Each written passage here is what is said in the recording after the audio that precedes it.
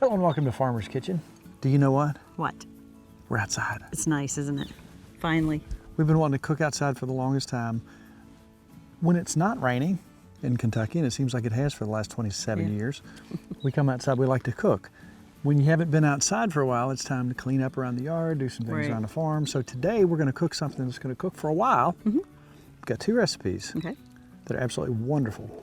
We've got a full dish recipe. It's gonna take care of all of our cravings today. We got our carbs, we got our veggies, we got our meats, we got everything. And you're gonna make a dessert. That's right. That's absolutely wonderful. Today I want you to think of two things. I want you to think of, we're gonna discuss bacon and meats. We just smoked sausage. We're gonna make some bacon, some 3-day bacon. But one thing I want you to think about, when we say Dutch oven, really think of that as an oven. Right. Ms. Farmer, you're getting smoke in your oven. I am. I'm gonna cry, I'm so happy. But you know what? A Dutch oven is an oven. So think about it as such. When we set it over here and we attain 325 degrees, 350 degrees, if you had a pie in a pie dish, set that in that oven. Good idea. When you're camping, when you're outdoors, when you want to cook outside, we know how to attain temperature. There are charts out there. When you're outside and you want to cook something, how would we do that, Ms. Farmer? We just Good idea. set the dish in there. That's right. This leads to all sorts of things. So you're camping and you have the pie filling. Maybe you've frozen it. Good idea. Whether it's apple, whether it's pecan, whatever. You take that with you when you're camping. You have your pie dish ready to go. You put your filling in it, put it in your 350, 325 degree oven. Should be good.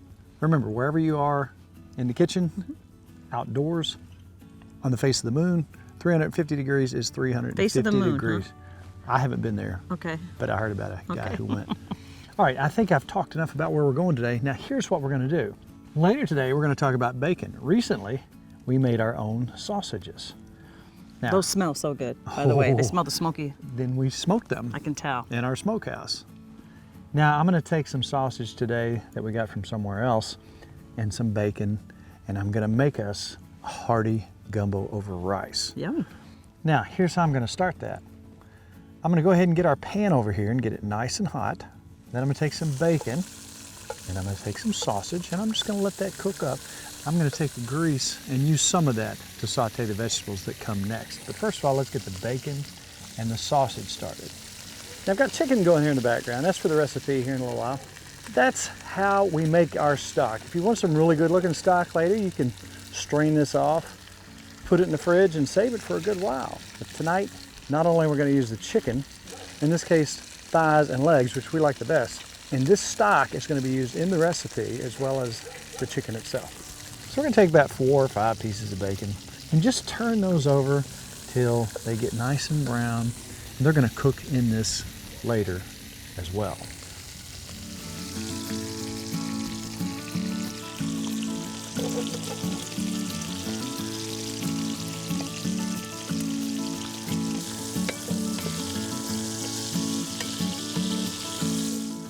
All right, so next, after we've set our meat aside. I snuck some, it's really good. What? Yeah, Kelly stole one too. What? Y'all out of control. I know. Now, do you remember a few years ago we went to French Quarter? And we had a friend down there who cooked us some jambalaya and some gumbo, so on and so forth. It's absolutely wonderful. One of the things you gotta keep in mind are you gotta do a roux. We're gonna do a roux here in a little while. But the first thing we need to do is take our trinity, our celery, onions, and peppers. I'm working on it. And we're gonna take, I don't know, 2 stalks we got here. Then we're gonna cut some onions up, 2 small onions, and I don't know, a pepper and a half. And we're gonna saute that. Now pour some of that grease out in our existing grease. So I'm gonna saute these, let them release their flavors. Meanwhile, the chicken is bubbling in the background. Now that's been cooking for several hours today. Cook that with the skin and the bone in. At this point, I'm gonna ask Nikki to give me a little bit of garlic and put in here. She's gonna press some garlic right in here. Now, a lot of recipes can start like this. You get that base flavor. One little garlic in here, obviously. Now, we're to the point where these sauteed vegetables are looking really good. At the last minute, I'm gonna pop in some okra. I'm just gonna lightly turn it over.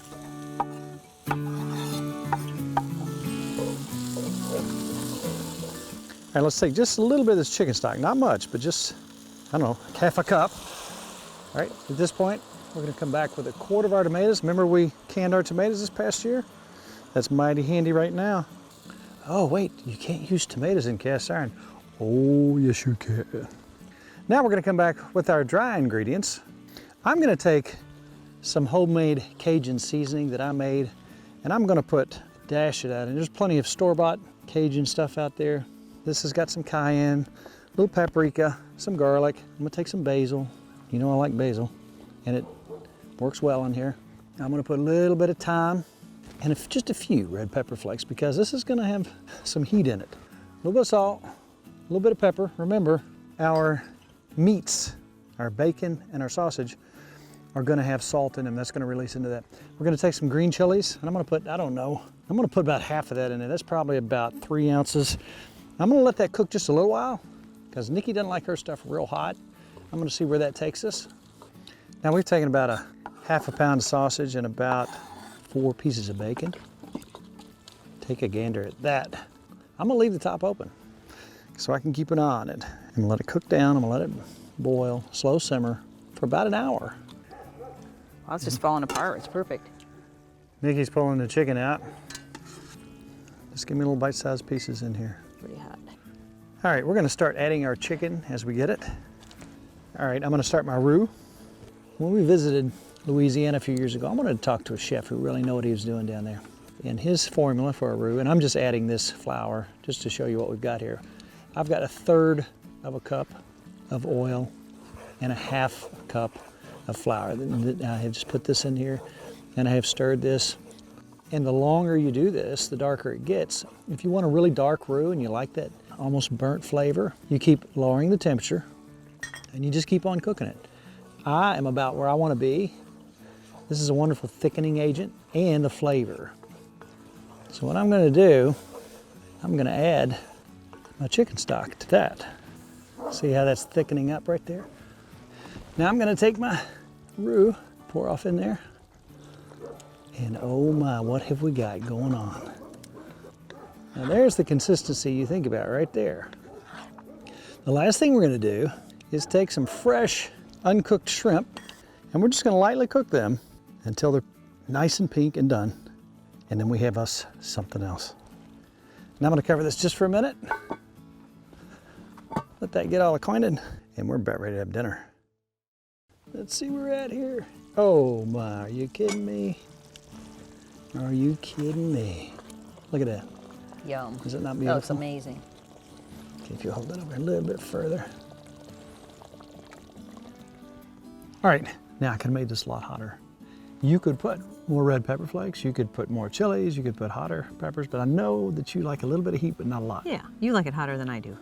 But I do believe this is probably one of the prettiest gumbos I've seen in a while. And I tasted it a minute ago. Oh, I'm so excited. Mrs. Farmer, it's all I'm you. excited. So like a sausage? Yeah. All right, tell me what you think. Mm-hmm. You know, Wow. people say, does she like everything Wow. he cooks? First of all, we're very adventurous when it comes to eating. There's hardly anything that we don't like. And is there anything that she makes that I don't like? Very rarely.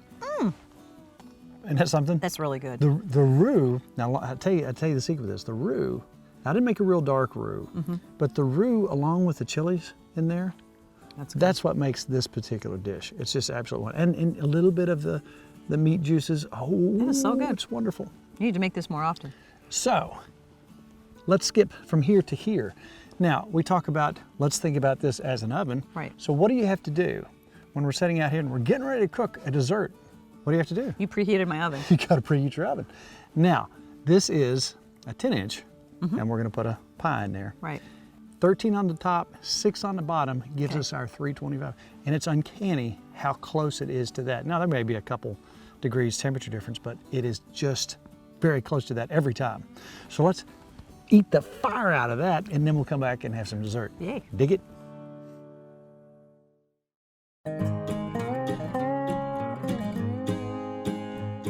All right, you made this last week. Now, I did. we're careful not to do too many sweets. We have company, you gotta have dessert. We don't That's have any right. company tonight. I know, but, So you know what that means? I'm gonna eat this whole thing. or we could give it to Kelly to take on.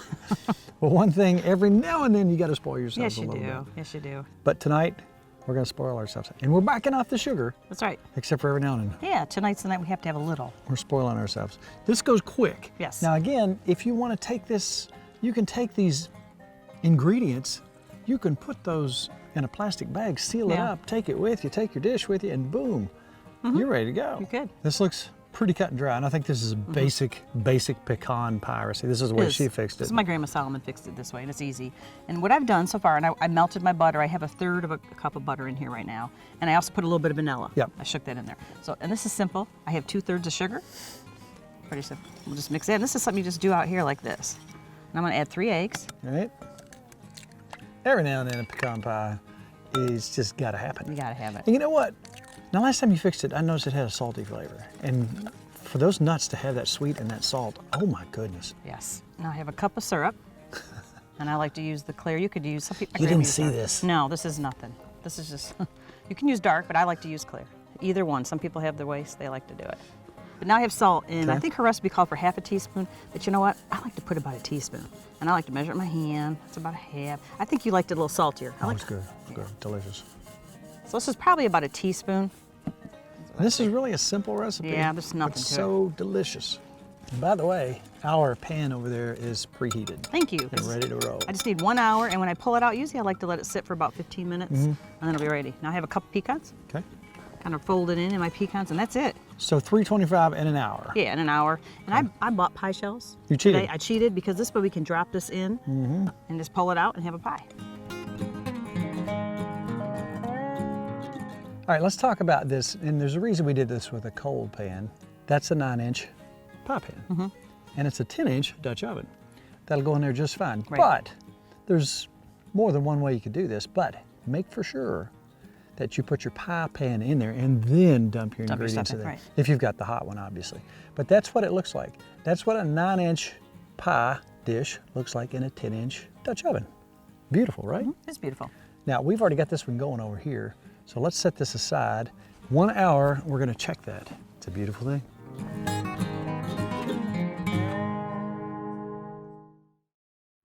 Let me go over something here real quick when it comes to bacon. There's a lot of confusion out there about cured, uncured, so on and so forth. I'm gonna go over this more in the segment. But think about your bacon. It's just a piece of meat, Right. like a roast or a steak. Bacon is just a cut of the belly.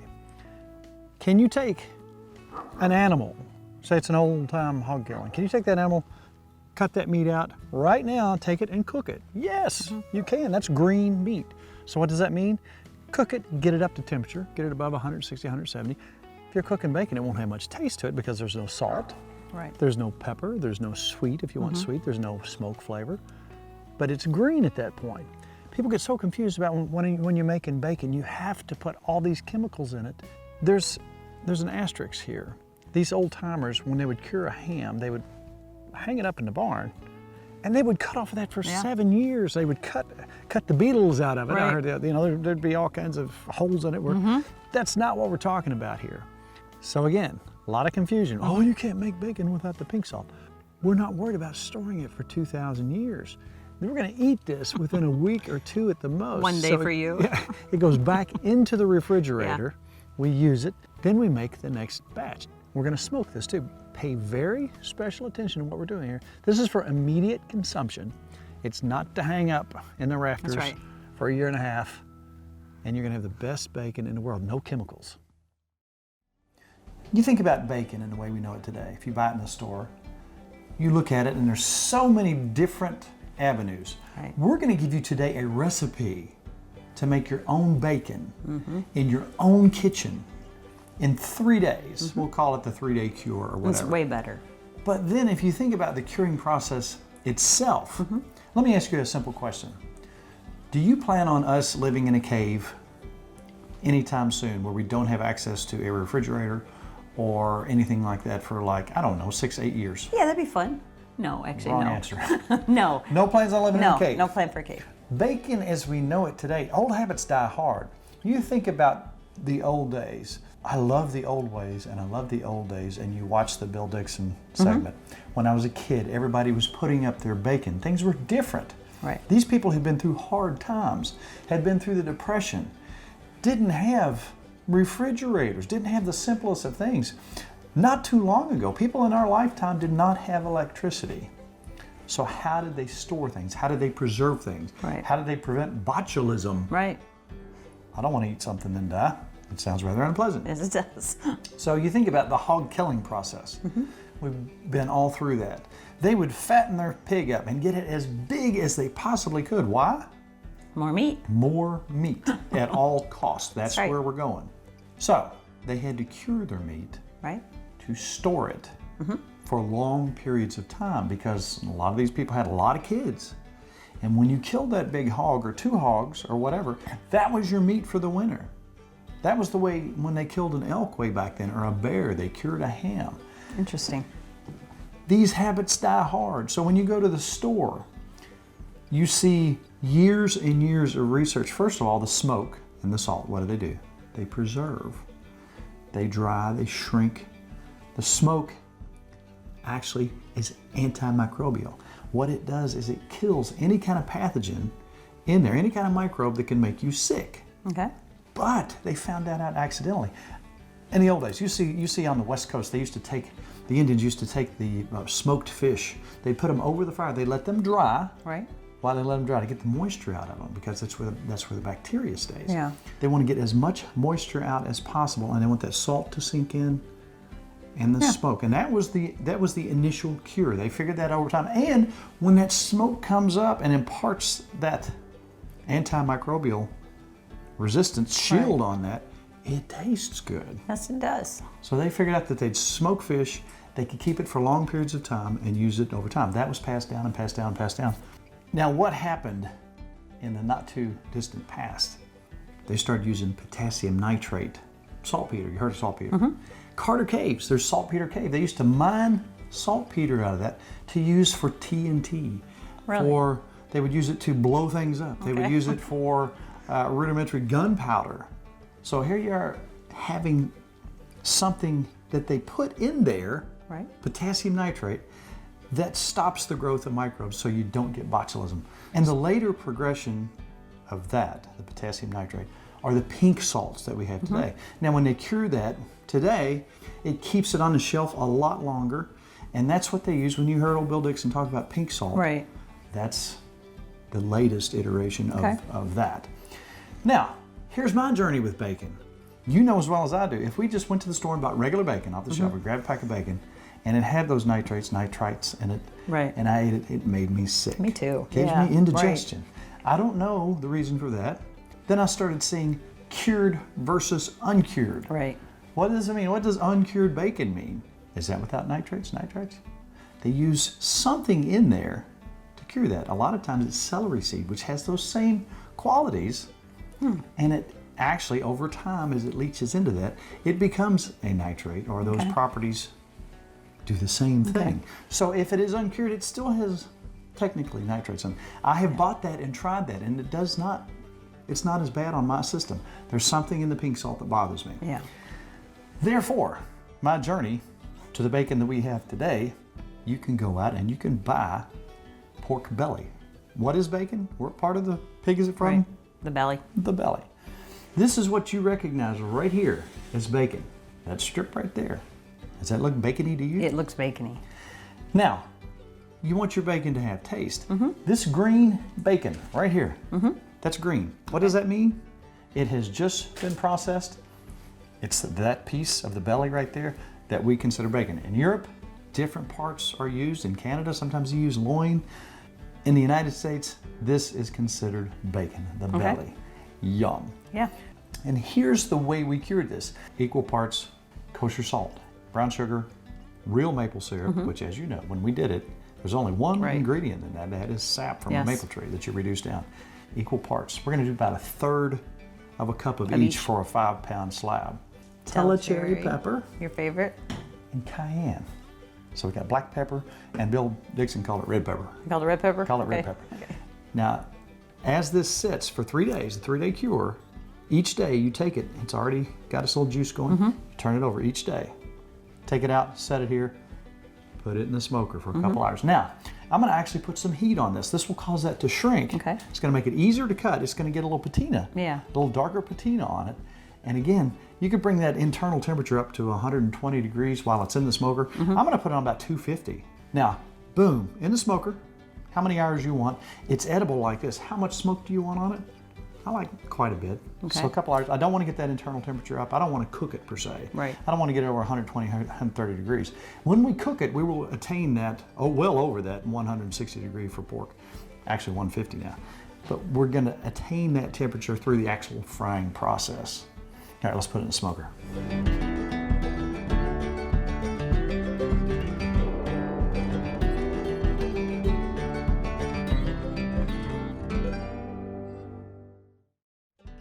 What do you smell now, Mrs. Farmer?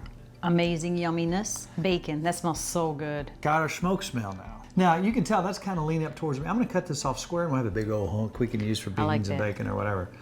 I'm going to go ahead and cut this off to get it square so we can get some bacon. Now, you see what that looks like in there? Yeah. What does that look like, Mrs. Farmer? Looks like Bacon. bacon. Look at that right there. Oh, Wow. soup beans. Now, I just sharpened my knife and I got a big long knife so I can make one cut all the way through. To me, Yum. oh, Does it make you happy? that is bacon. That right there. I can't wait to I just try can't it. tell you what it smells like in here. Ooh, yum. That smells country right there. Mm-hmm. That smells country. That is a big old piece of bacon right there.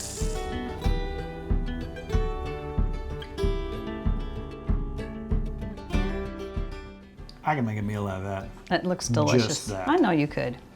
You want to try it, Mrs. Farmer? Are you going to share? Yeah. You are. Still a little hot. Wow. Oh, wow. Are you kidding me? White the fatty part. That's good. This is ridiculous. We got the smoke, we got the salt, we got the sugar. We don't have It's like eating chemicals. candy. Yeah. Fantastic. I can't stress this enough. Go to your butcher shop, ask for, I think it was, that ended up being about $7 a pound. Okay. What does good bacon cost Right. you? Really good bacon? Oh, yeah. $8 a Yeah. pound? Oh my. Really good. Yum. Wow. So there's our beautiful bacon. It's wonderful. And think about this.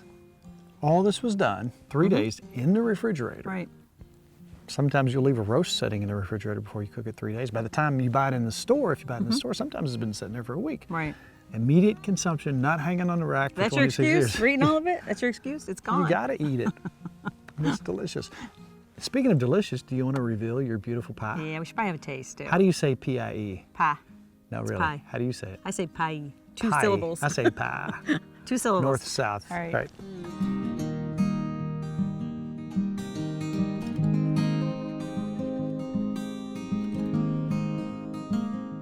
Can I try? You're ready for you to try it. Now, I did cut it a little early, but it's actually, usually let it go, but the sun's going down. So Yeah, we got to try we'll it now. lose light. Hey, now, that's a pretty big piece. Well, I got a pretty big Wow. mouth. See what you think. This is Grandma's old recipe. Pretty basic. Just pure sugar and pecans, isn't it? What do you think? You can't go wrong, can you? That's unreal. So, we've got 160 bazillion recipes out That's there. a Where would you find them, lot. Mrs. Farmer? TimFarmersCountryKitchen.com. I go there all the time because I forget to measure I sometimes. do too. Also, we want you to be our Facebook friend. Why is that important? Because we like to talk to folks on there. People ask us questions, you know, they private messages, where did you get that, where did you Right. get that? And we try to answer those as much as we can. Now, Yeah. sometimes we're out of town for 2 or 3 days, but we still want you to be our Facebook friend, even though it's almost impossible. It's hard. What are the steps that you have to go through to be our Facebook friend? It's really difficult. You hit like. That's it? Like. Yes, it's hard. Hit like. We'll see you on Facebook. And we'll see you next week.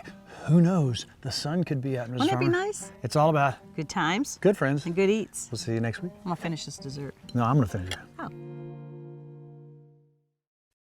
To order a cookbook, email timfarmerck@gmail.com.